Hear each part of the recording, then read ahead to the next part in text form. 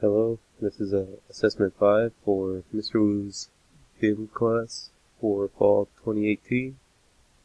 I'm going to be talking about the BIM-based spatial coordination. Before we get into it, basically the concept of spatial coordination is you want everything to be well coordinated. You don't want any clashes detected because it could delay time, delay the schedule, delay cost. There's just a lot that BIM does when it comes to spatial coordination. It's not just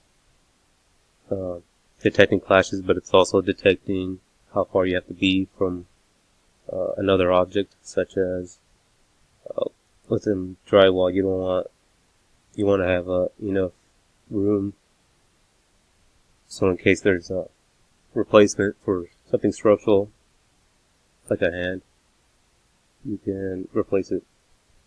The way BIM helps facilitate the process is it helps you detect clashes before in a model.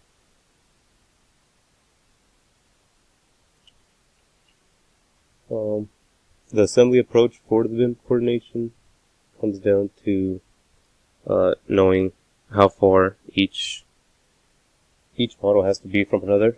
You don't want a structural beam going through or being near a fire sprinkler, for example, just because fire sprinkler you need some space to work around. With that, we're going to be talking about the HVAC versus structural. So here, this was our first clash detection. Here you can see the structural steel is going through a roof curb. This can be a huge concern within a project, since an RT unit is basically the AC for the entire building. So you don't want anything going through that. It basically holds the whole RT unit. So, in my opinion, what needs to change here is the mechanical subcontractor has to move the roof curb away from the structural steel.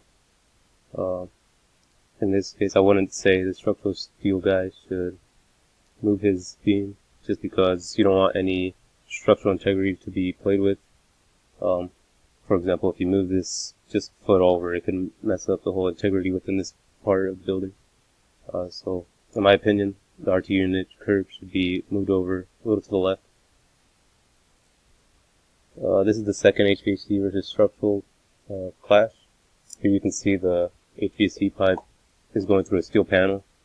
I'm not sure if this steel panel has any structural integrity, but in my opinion, I wouldn't want to move or cut through the structural panel to let this pipe go through. So I would think the mechanical subcontractor would have to bring the pipe down or move the whole pipe over like a few inches. If not, he can 90 it here and just go around. That way the structural integrity of the building is still the same.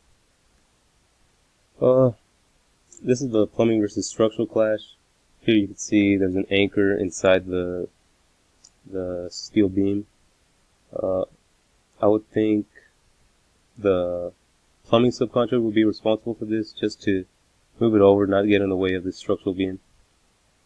The concerns of relocating that anchor could be it's going to weaken whatever this is holding.